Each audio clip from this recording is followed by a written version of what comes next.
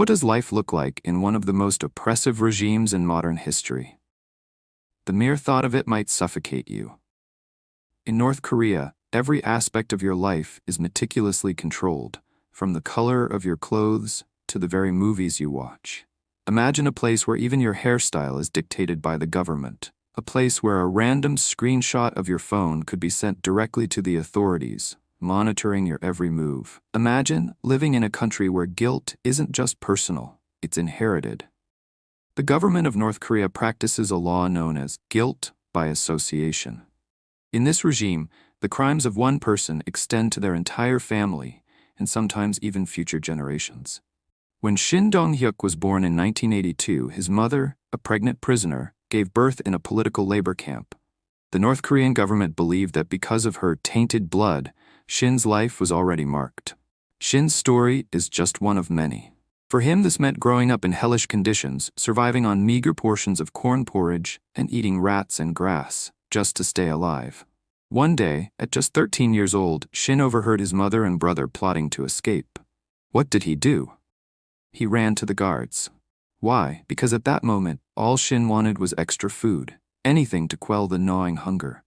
He didn't understand the magnitude of his betrayal. 7 months later, the guards gathered everyone in the camp for a public execution.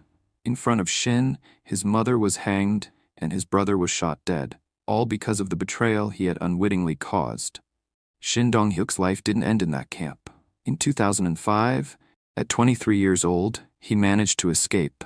Against all odds, he found his way out of North Korea, eventually reaching China and later, South Korea. His escape shed light on a horrifying reality that few outside the borders had known. His book Escape from Camp 14 became a powerful testament to the brutality of the North Korean regime.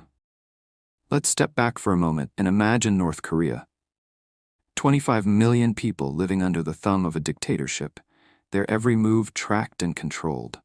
From space, the country appears as a black void, devoid of light. While neighboring countries are bathed in lights, North Korea's lack of illumination is symbolic of its isolation from the rest of the world. The capital, Pyongyang, is a shell of its potential. Shiny and modern on the outside, but inside it's a place built to uphold the facade of a powerful nation, with its citizens enduring unimaginable hardships. It wasn't always this way. There was a time when North Korea was more prosperous than the South.